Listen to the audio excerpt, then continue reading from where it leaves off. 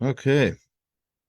Okay, hello and welcome to the Parsha class. I wasn't sure I'd be giving a Parsha class, but we're giving one a little bit earlier. I'm going away later on in the week.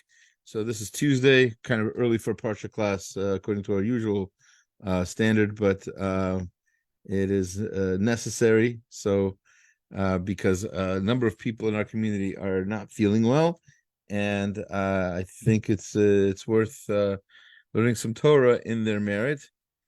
And I just wanted to mention some names here. Devorah bat Naomi Ruth, Naomi Ruth bat Sarah, Esther Rachel bat Batya. Then also should probably mention going into surgery for surgery tomorrow, Raphael ben Chana. Everything should go well.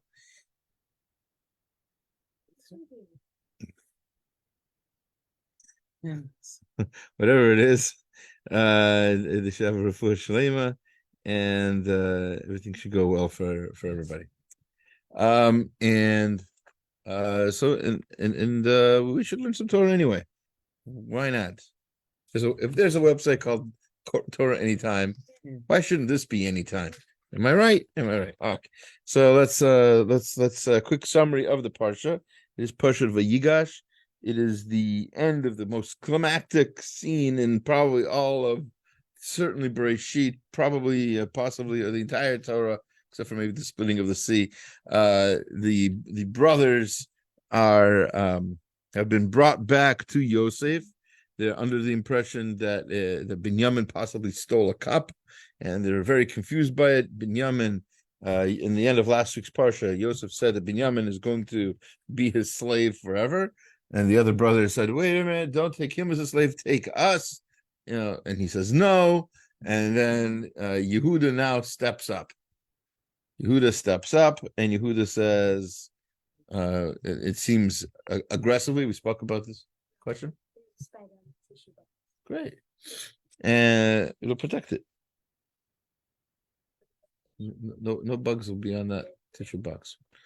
All right, so the brothers, so Yosef is Yehuda particularly steps up. That's what Vayigash means. Yehuda steps up, and we've spoken in previous years what it is exactly that caused him to step up. We'll have another answer today, God willing. And he says, no, it's not right. Take me as a slave. But Benyamin is innocent, and our father's not going to do well if he's not back, and I can't bring a negative report to our father, and that's when Yosef breaks down. And according to some rabbis, he broke down too early. He should have held out for a little bit longer if he wouldn't have been so emotional. We'll talk about his being emotional. Also, question? Come on, it's like that. Don't cry it. Well, remember, he orchestrated all of this seemingly for a purpose, right? He had a goal. He had to have the 11 stars and the sun and the moon bow down to him, whatever that meant. So that would mean what? That would mean his 11 brothers, his father, and Leah. So his father and Leah aren't there. So until that happens, he was trying to get his father down, and he broke down before that happened. And yes, he's a human being, and he's allowed to have emotions, but he might have been a little over emotional. We'll talk about him being emotional also later in the parsha as well. But it's definitely something to think about. He says he's Yosef. He sends for his father. His father comes along with 70 souls, and we've talked about this in previous years. The numbers don't add up. An accountant reading this parsha would be very confused because it's dependent, and there's all these different opinions about how you get to 70. If you add all of those opinions together, you get way more than 70. So it's complicated to say the least.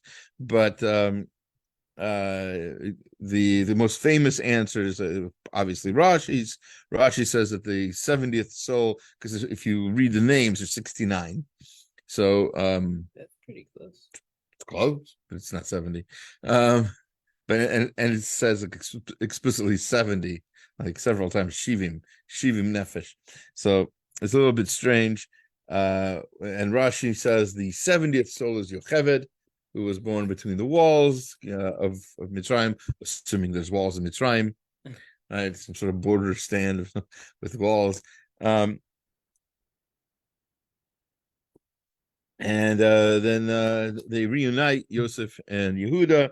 Sorry, Yosef and Yehuda too, but Yosef and Yaakov finally reunite, and the brothers are given jobs.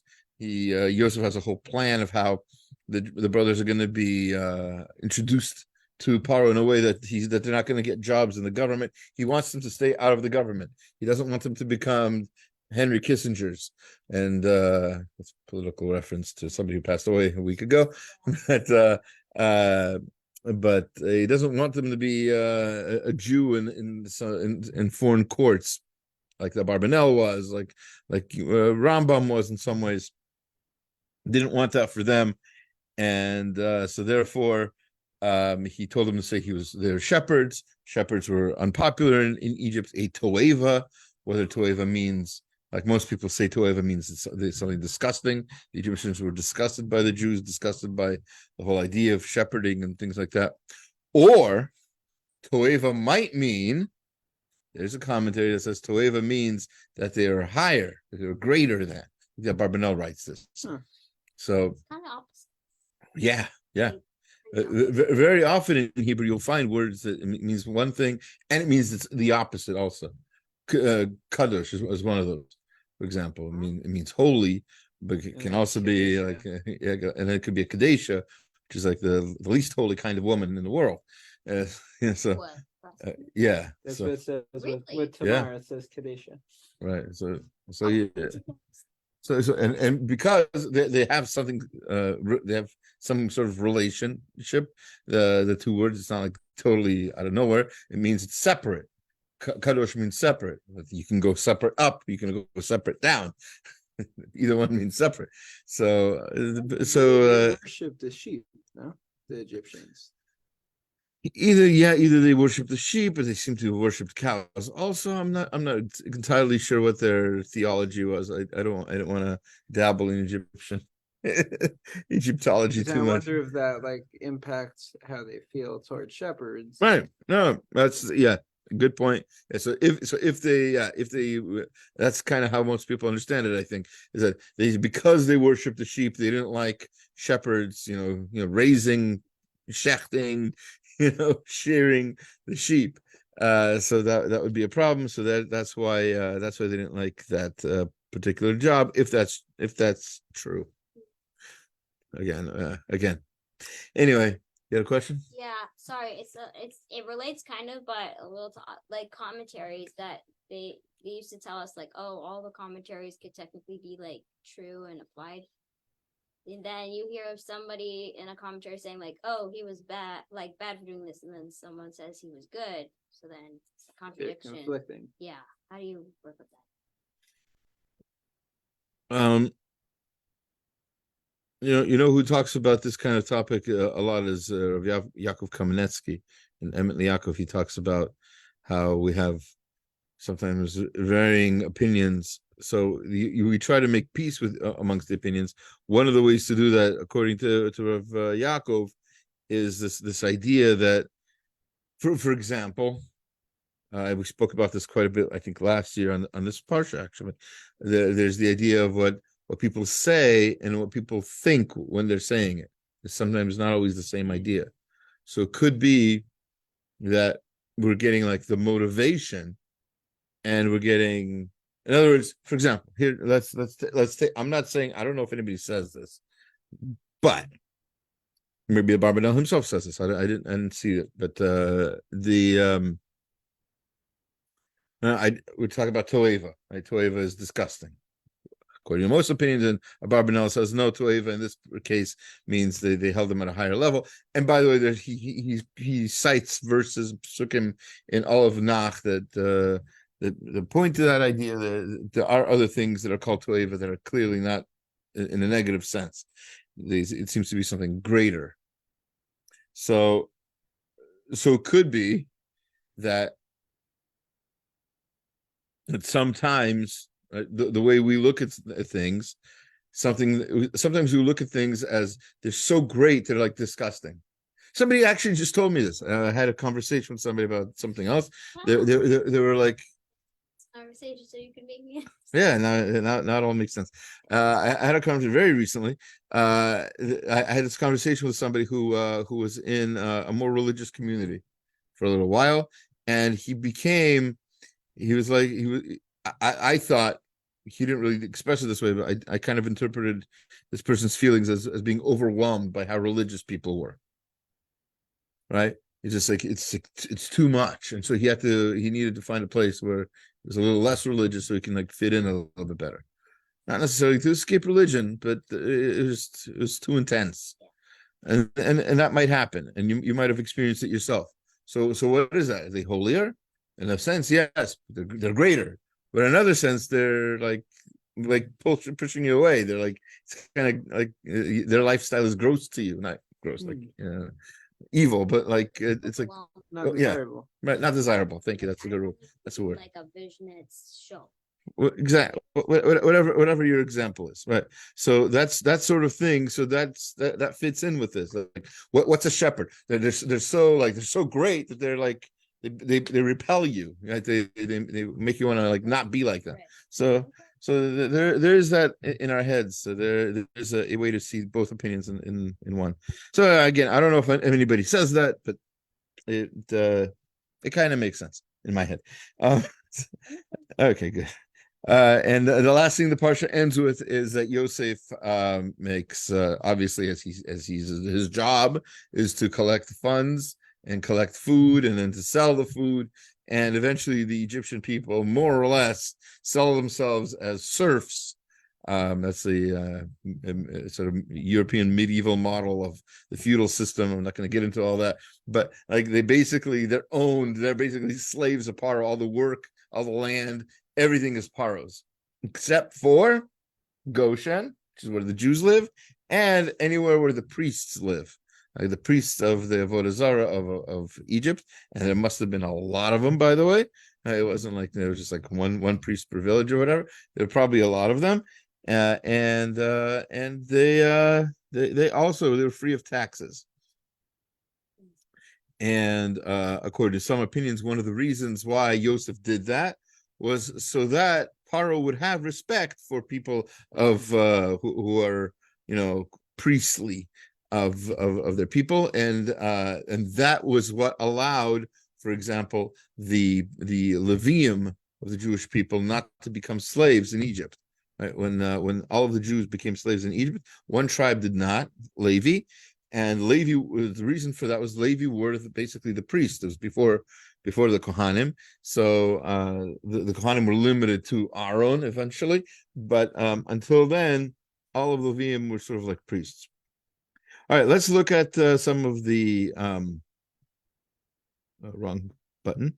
Let's look at some of the sources inside and see what we can gather. Although we've already, Baruch Hashem, mentioned at least some of these ideas, and we won't necessarily quote the sources inside so much as just to mention them. So again, Vayigash Elav. So this chapter 44, verse 18. 44:18.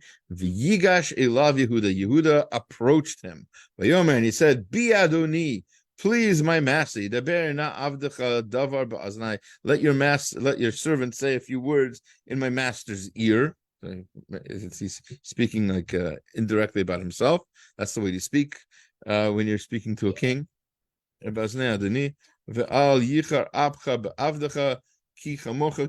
don't be mad with your servant because you are like Paro. And we've spoken again in previous years. We've spoken about what it means. You are like Paro. What I'd like to point out right now is again, we had the question, what changed? Because Yehuda was already speaking to Yosef, and he was on a roll. And why now he's approaching him? He's angry. Why is this separate parsha? Was one question, but look, what changed? And we've spoken about that in different years. But what I wanted to show you is, as I mentioned before, in Torah Moshe, the Alshich says an interesting idea, and that is who's being threatened here with imprisonment. It's the brothers, but one of the brothers, at least one of the brothers, Benyamin, and also Reuven. Is Shimon already in prison? Yeah, Shimon's back. He released Shimon. Yeah, he released Shimon when he saw Benyamin. Oh, that was last week's parsha. okay. But now he's got all the brothers in front of him, and he wants to imprison them all. And Yehuda's thinking, wait a minute, we sold Yosef. But not all of us. Reuven, first of all, Reuven wasn't so much involved. He kind of didn't want us to do this, and Benyamin wasn't at all involved. So why would Benyamin be imprisoned? So if this is a punishment from Hashem through this nobody leader, so okay, I'll accept it. It's Hashem's rule. Hashem wants to punish us. We deserve it. But Benyamin didn't do anything. Why is he being punished? And once he realized that, says the Alshich, then he said, okay, this is not Hashem punishing us for doing that, because Benyamin wouldn't be punished for that. So this is obviously just this guy, this tyrant acting this way, and now I can stand up for us. Now I can threaten him. That's what Vayigash kind of implies. So the Rashi says here that the word Vayigash means like to attack. He stepped up, kind of like if you ever seen any videos, or hopefully never in real life, but if you've ever seen somebody like step up to somebody to try to like fight them, that's what he did. He was very aggressive. In his face. Yeah, in his face, exactly. Much more. He speaks respectfully because he's still who he is. He's talking to a king or a viceroy, or whatever you want to call it. But he's angry, and he's not afraid to show it, and he does. So that's what the Alshich says there. You can look at that on your own if you have the time. What I'd like to also do, let's skip around a little bit. Again, Yosef, it reveals that he is Yosef. His brothers don't believe it. And then the next verse after and by the way, the famous words that he says is, Ani Yosef od avichai. I am Yosef as my father is still alive. And that phrase, od avichai, was taken in the 1960s by Reb Shlomo Carlebach and turned into a song, Od Avinu Chai, which is not the actual, it's a paraphrase, it's Od Avicha, but Od Avinu Chai. And then the second line of that song that he wrote is Am Yisrael Chai, which is a phrase which is very popular nowadays. It's on like everybody's bumper stickers and everything else. Whenever Israel goes to war, we say Am Yisrael Chai. Throughout our difficulties, we're still alive, etc. That phrase Am Yisrael Chai is a complete. It's not fiction. It's completely made up by Shlomo Carlebach. Like, right? It's the second verse to that song. Is it like somewhere else, Yeah. and he put them together? I can't think of anywhere else where that is. Am Yisrael Chai is pretty impressive. Yeah. The source of that is a 1960s song. Yes. Yep. But there's probably something in America that we do, like the preamble. No. Okay. The people. No. Yes. No. There are. We of course we're a little bit older of a nation, but there are things we do. Some people might have a flag of like a gun and with the words "come and take it." I know one of my neighbors has that. You know where that comes from? That comes from the Alamo. The Mexican government didn't want the Americans to have a cannon at the Alamo, and they put up a flag that said "Come and take it," like as if come and take our cannon and see what happens, that sort of thing. So that's now being that's that kind of a don't tread on me was a flag that was actually a picture that actually Benjamin Franklin drew. Little known fact. Yes, Benjamin Franklin, and then became like sort of like the flag that the Continental Army used against the British, and now it's like it's being used by people who want to say like the government can't tread on me, can't step on my rights, kind of thing. So all right, we have stuff like that. We have stuff like that, but it's I don't think we have so many different tunes for Am Yisrael Chai. It's a lyric in so many songs, and that's like 100% of a country knows yeah, a phrase from someone's song. Yeah, song. Yep. Versus like, yeah, I don't think yeah, there's a song that all of America knows. I can't think of one. I used to. Yeah. Even that, and that was the home of the free. That's a phrase from a song. Home of the free, home of the brave, right? Something like that. Right. Okay. God bless America. And also the national anthem. Oh yeah. They both of them. Take me out to the ball game. Take God me bless out to America, isn't it? It is not. No. God bless America is No. another song. The Star Spangled Banner is the American. I retract that statement. Okay. Nobody heard that. He is an American. He's not Canadian like everybody thinks. All right. All right. So anyway, Memhe Daled. Let's get this. So anyway, so he says, I'm Yosef. Is my father still alive? And then his brothers are in shock. At which time, chapter 45, verse 4 says, "Vayomer Yosef el Achav." He says to his brothers, "Geshuna Eli, now come to me." So like he beckons them closer. Rashi says, for one reason, we're going to have another reason given today from the Orach Chaim. Wording of when Yehuda like approached him in an aggressive way. Geshu, not Eli. Geshu and Vayigash. Yeah. Approach, come closer. Good. Right. Vayigashu, and they came closer. Vayigashu, right? Vayoma, and he said to them, "This is a good point. I wonder if anybody says anything about that." Ani Yosef achichem, I am Yosef, your brother. Asher mechartem oti Mitzrayim. You sold me to Mitzrayim, which, by the way, they did not know. Right? They, as far as they knew, and Rav Hirsch makes a big point of this. As far as they knew, he was sold to the Ishmaelim. So as far as they knew, he was somewhere in the Arabic lands, not in Mitzrayim, which is not an Arabic country at the time. So they had no idea that they sold him to Mitzrayim, and he's basically informing them of that. But the question again is, why is he telling to come closer? So says the Orach Chaim, Hagasha, the reason for this coming closer, he wants to explain to them what happened, what was the sale, because we know, and I'm not going to get into all the different commentaries, but back in Pasha Vayeshev, when he was sold, so there's a whole like the Medyanim, the Medinim, the Yishmaelim. It's a whole lot of sales going on. He's up for auction. So all maybe they didn't know. Maybe not all the brothers knew all of this. Benyamin for sure. Maybe even Reuben didn't know all of the details. Now he's telling them what happened. Lazeh, but doing it this way, lo ratza lomar lahem ele b'lechisha. But he wanted to tell them this quietly. Why? Lazeh amar geshu. That's why I told him to come closer. Ve'acha she nigishu. Once they came closer, amar lahem asher mechartem, that you sold me. Why? Why does he want to tell them this quietly?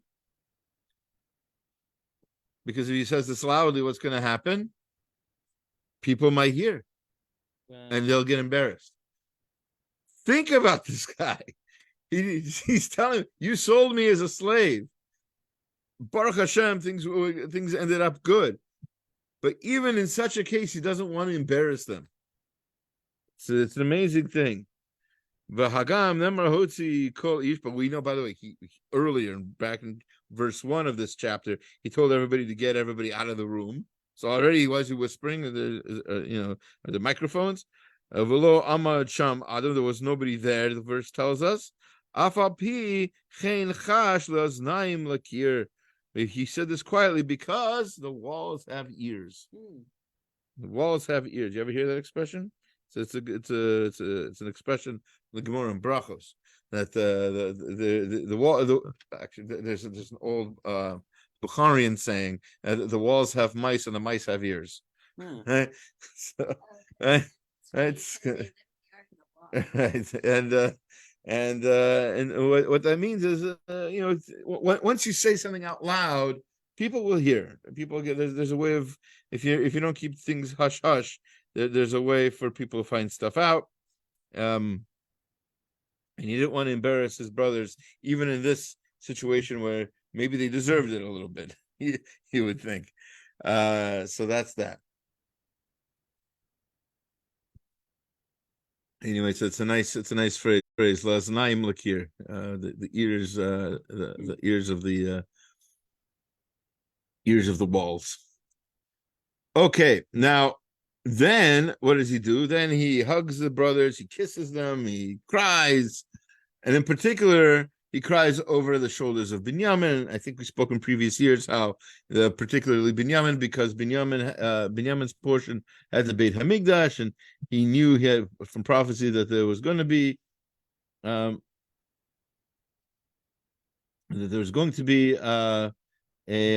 problem in the destruction of the temple, etc. So, but it says he kissed all of his brothers. He cried on them. And then he spoke. Then the brothers were able to speak again. Remember, they're kind of in shock. They're unable to speak. The verse actually, the Torah actually literally says that. They were unable to respond. They're kind of frozen, deer in headlights mode. And after he, calms them down, kisses them, they're able to speak again. But the Oznaim Torah wants to know that he's crying. His Oznaim Torah, by the way, is Rav Zalman Saratskin. So he points out we've got a lot of verses of Pashas Mikeitz, V'sav me'alehem v'yev, he's crying there, V'yivakesh livchot, V'yevel l'chadara, v'yev, k'shama. He's got verse after verse after verse of Yosef crying. He's a crybaby, it seems like. He's crying. It's okay to be emotional, but he's crying all the time. Okay, so sometimes you have Benyamin crying. Sometimes you might have Shimon crying. But Yosef is like, there's verse after verse of Vayevk Alechem, Vayipal Vayevk, Kal Tzavar of Od, Parshas Vayechi, and next week's Parsha, he's going to have Vayevk Allah, Vayevk Yosef B'Dvar of Allah. So I didn't count them, but it looks like almost a dozen psukim where Yosef cries. Okay? So psychological person. It's okay, but also, I mean, that's probably why the plays are written on this. It's like dramatic. And he cried. He cried. They always have the crying parts. What plays have you been reading? And he cried and he died. Oh, I am dying. So, Very sensitive. Sensitive. Yes, he's very. Yes, he's in touch with his feelings and he's sensitive. So, based on that, says those nine in the Torah, he's not just going to make fun of him. Relax, okay? Somebody who's experienced lots of bad days, lots of bad experiences in life. He's going to remember that even when he becomes great and famous. And that's going to make him a better leader. Since his brothers did not have all of the sadness in their lives, they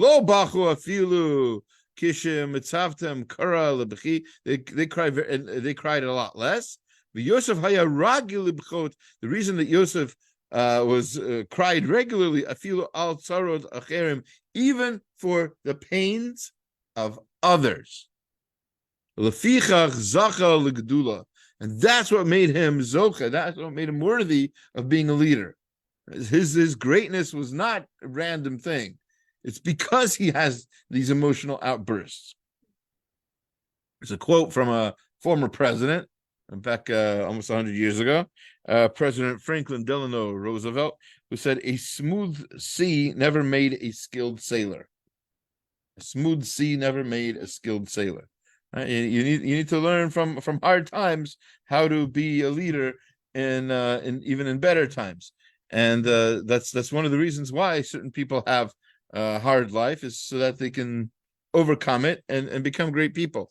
Again, I don't want to go too much into American history. We've had enough about American history today in this class, but Abraham Lincoln, grew up literally in the poorest possible conditions, a log cabin, right? Why it's like driving. Learning to drive was very overwhelming.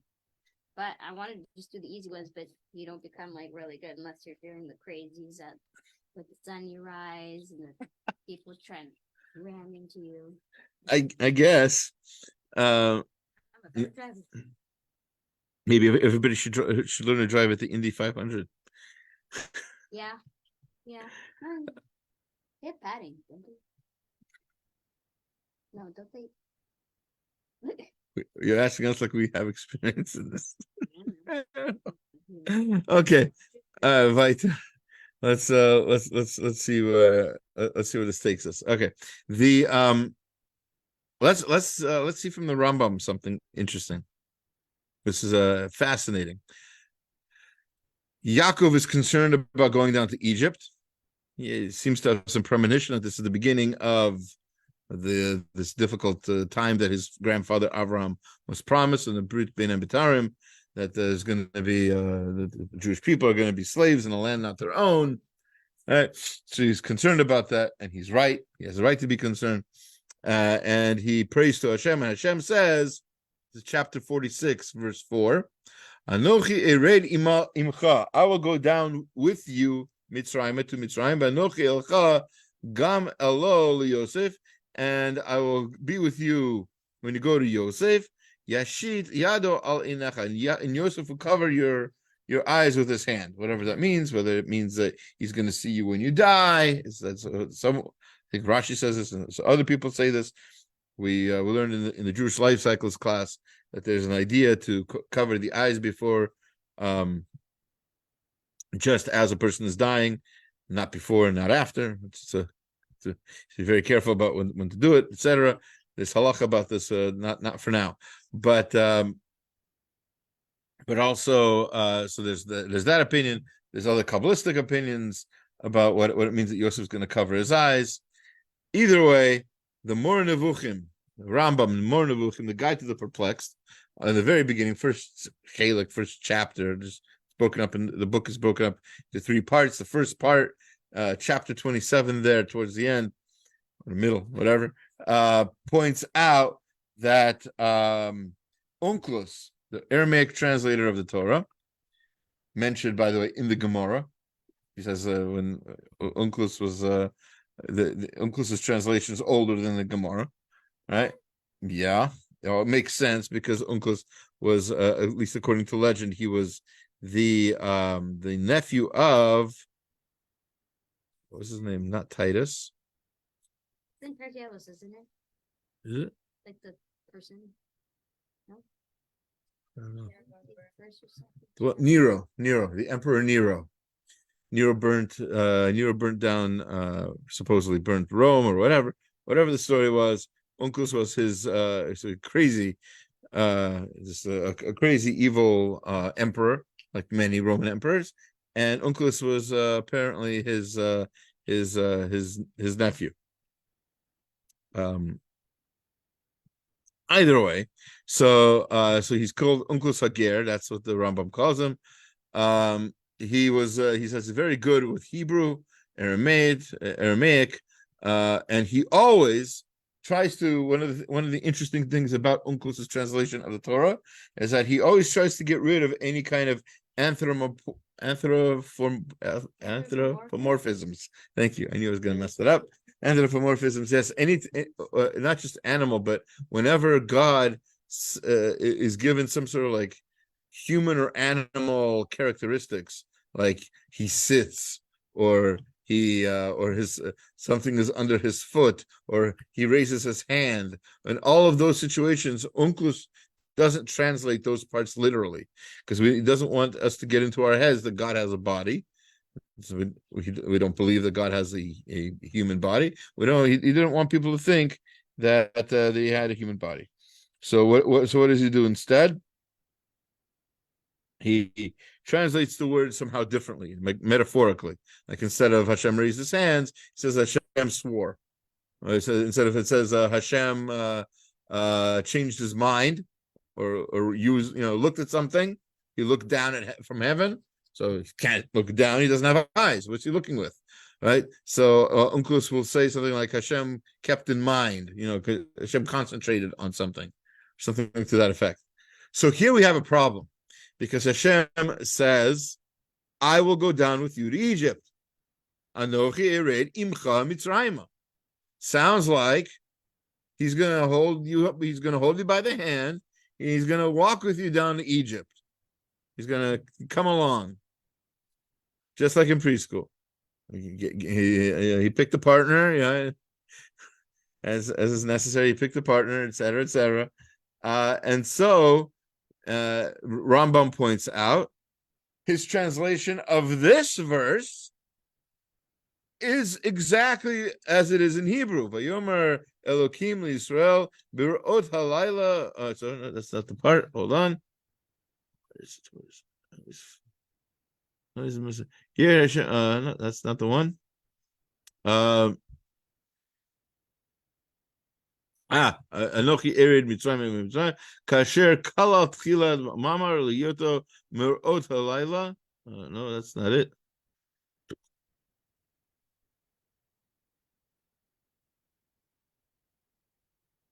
Anyway, the point is he translates this literally. He translates this into Aramaic, just like it is in Hebrew. I will go down with you to Egypt. What do you mean, Onkelos? You don't translate things like this. Why did you do that here? So the Ramban in his commentary quotes this Rambam, and he has his own explanation of it.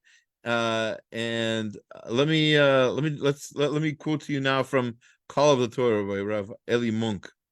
So after quoting these views of Rambam on Onkelos' ideas, Ramban goes on to give a detailed analysis of his principles of translation, and he reaches a somewhat different conclusion.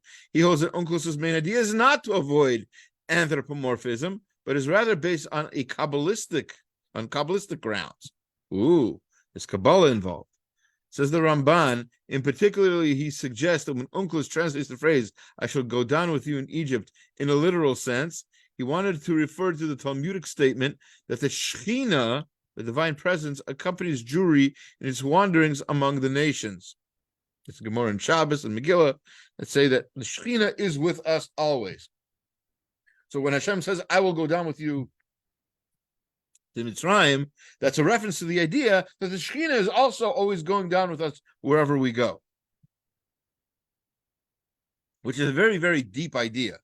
By the way, Shekhinah, it's just to clarify in case, because I've given classes on Shekhinah before, but it's a hard concept to like wrap your head around.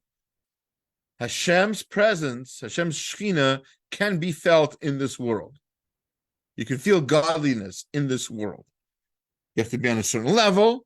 It's not expected of everyone, but it's ideal, and everybody should be able to reach it if they want to.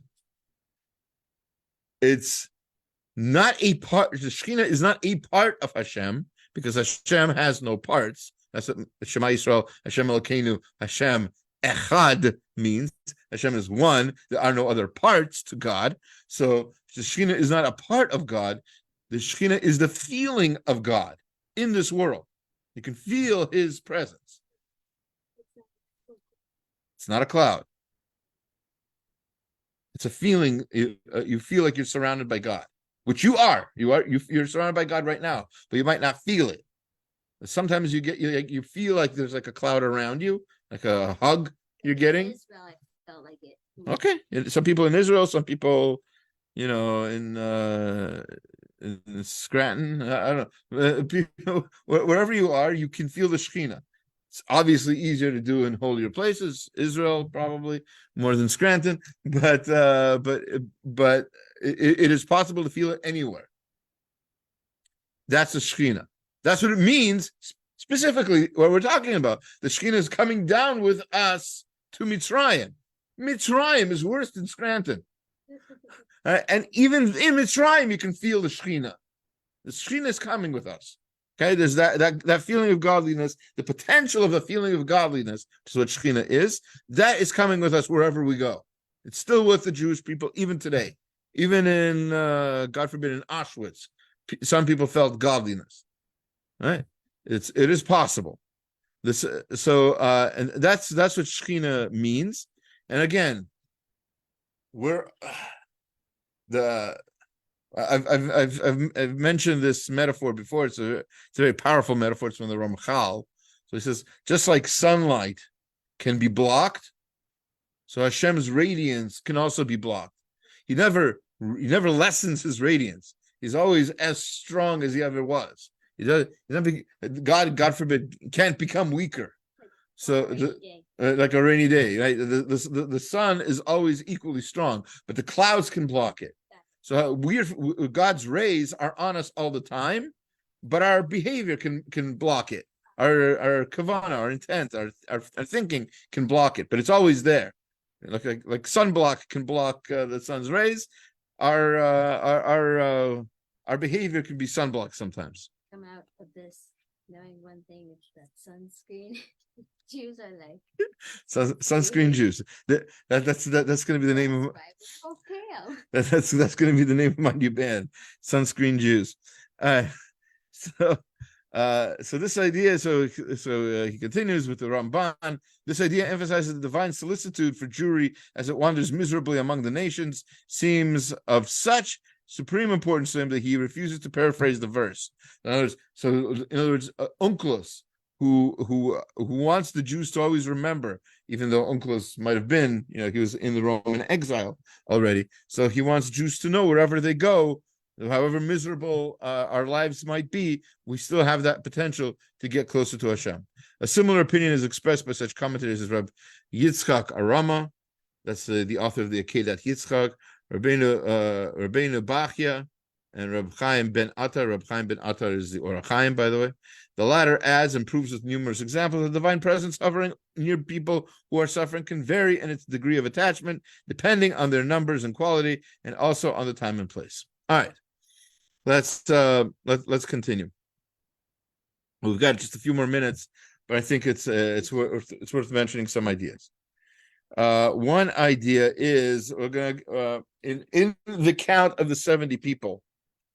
One of the people who's counted we count the families of all of the sons, and it says in chapter 46, verse 17. So 46:17 says, "Uvnei Asher Yimna v'Yishva v'Yishvi v'Riya v'Serach achotam uvnei Bria Chever u'Malkiel." So Asher's sons were Imna and Ishvi, Bria, and they had a sister named Serach. And then it says Beria's sons were Chever and Malkiel. The Ramban actually the Ramban not here, the Ramban in Bamidbar, where again Serach is mentioned. Serach is Asher's daughter. It's very strange that, first of all, that a girl is being mentioned here. And it's also strange that she's not called Asher's daughter. What do I mean she's not called Asher's daughter? It says who Asher's sons were, and then it says, and they had a sister, Serach. So it's not his children, Yimna, Yishva, Yishvi, Bria, and Serach. It's those 1, 2, 3, 4 boys, and they had a sister, Serach. Name. Right. Genderless names. That was the Egyptians did that too. All right. Oh yeah. Anyway, Serach, Potiphar. Potiphera. All right. Anyway, not going to go into detail. All right. So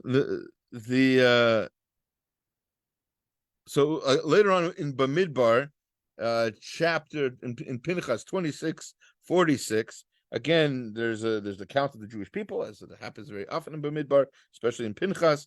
And again, Serach is mentioned, and she's named as Asher's daughter, Serach, H-Shem bat Asher Serach. And Rashi there says, because she was alive, she was mentioned there. That's a quote from Rashi, Loshen Rashi. And then the Ramban analyzes this. Onkelos Targum Mishum Bat Irtat Asher Sarach.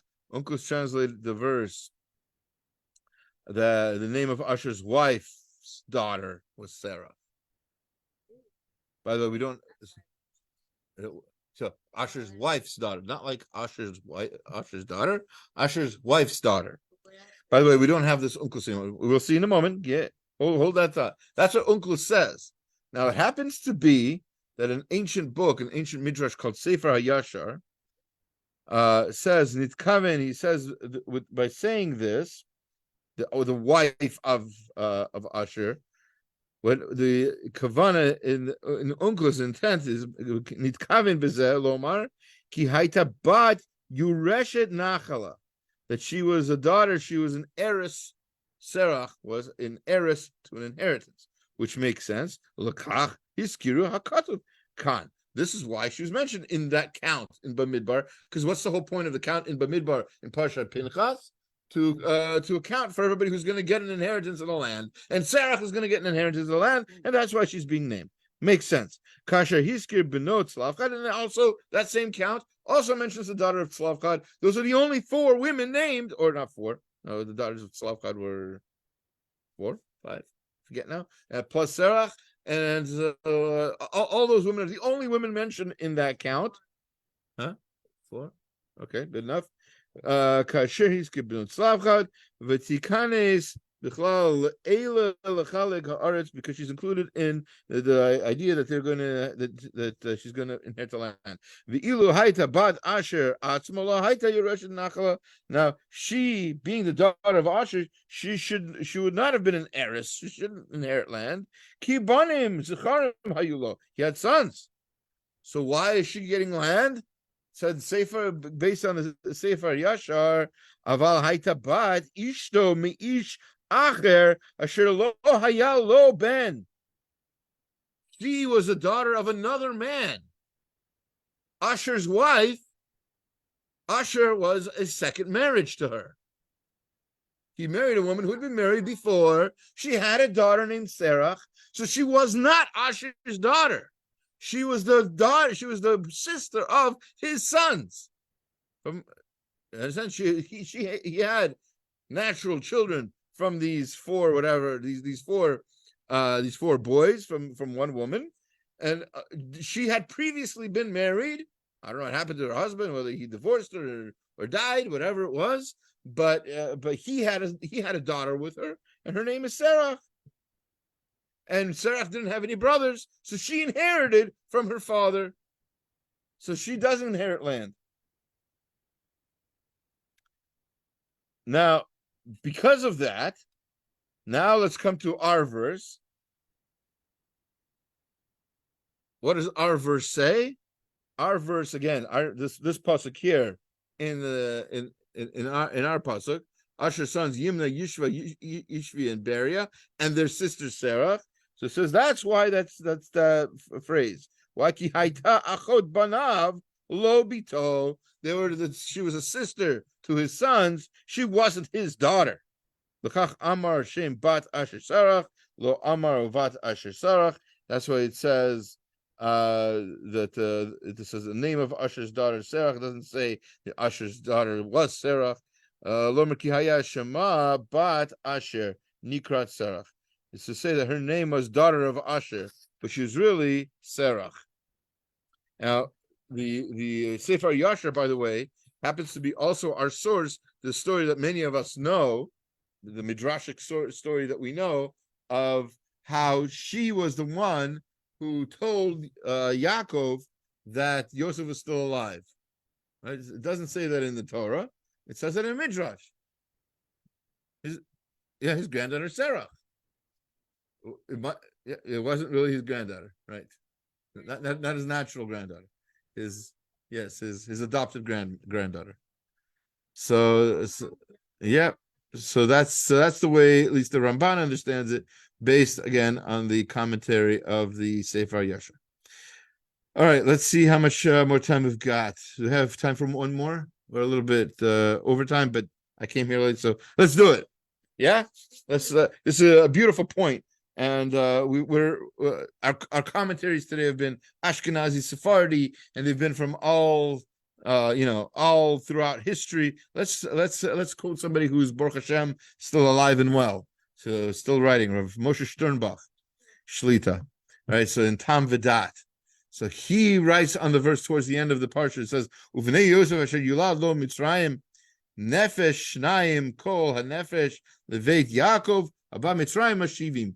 So the Yosef's sons who were born to him in Egypt were 2, and then the total of Yaakov's house who came to Egypt were 70 people. Nefesh, how many people? 70. And we had all kinds of commentaries in previous years that we mentioned about how we got to 70. We talked about that earlier today also. But Tam V'dat wants to say something else. Kol nefesh, kol hanefesh lebeit Yaakov abba Mitzrayim shivim. All of the nefesh. What's wrong with the word nefesh? What do you notice about the word nefesh? It is singular. It's singular. Nefesh, not nefashot. Should be kol hanefashot. Lebeit Yaakov abba Mitzrayim shivim. It's nefesh, all of the soul. K'tiv nefesh v'lo nefashot. Right? She'im Yisrael asu nefesh achat. If it's as if the Jewish people make up one soul. V'chol echad Yisrael yesh minafesh. 1 second. It's hard for me to read here because of my screen. Always a problem. Give me a second. Let me see what I can do about this. Second, I can do this. Here we go. It says just nefesh. Torah. Just nefesh? I'm sure somebody does. I'm sure somebody does that kind of thing. Oh boy. Okay, here we go. I blew it up a bit, but that's okay. Okay. Kol nefesh avet Yaakov. Okay, because yesh minafesh zu umidinat umidat hachalak shehayachid noto mimena telui b'kedushato ubihit kashruto. So shel ha'adam l'shoresh ha'elokai. Every single person has to endeavor, should try to strengthen their own connection to Hashem, because the soul that we have inside of us is all rooted in Hashem. Remember, we said earlier today, Hashem is one. One of the things that means is, so there's like an invisible sort of like, I don't want to say chain, it sounds negative if it's a chain. There's an invisible like cord that connects us to Hashem, like a power cord that connects us to Hashem, that everybody has. We are being fed energy by Hashem. The fact that we're alive right now is because Hashem wants us to be alive. He's not only people, by the way, but especially the Bnei Yaakov, right? The Bnei Yisrael, the Am Yisrael Chai that we talked about earlier.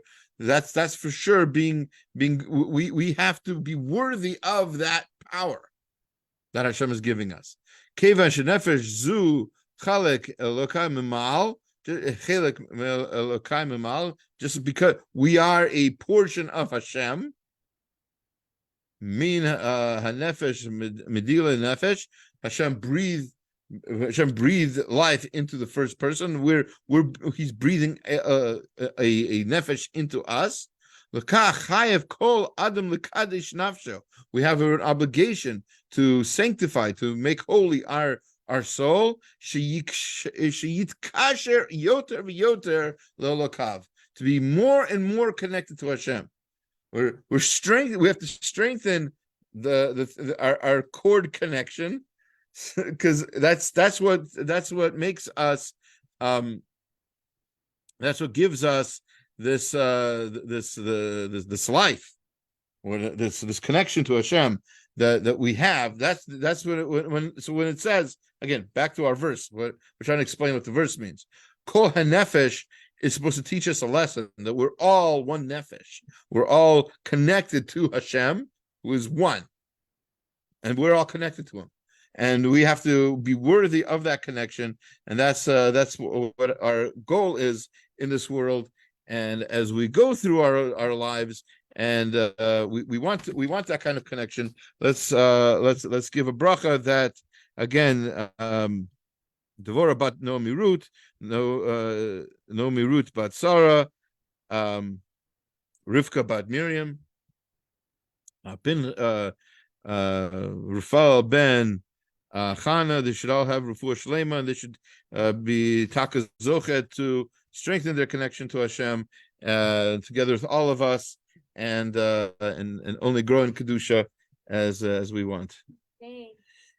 Thank you for listening, and I'm going to stop the feed to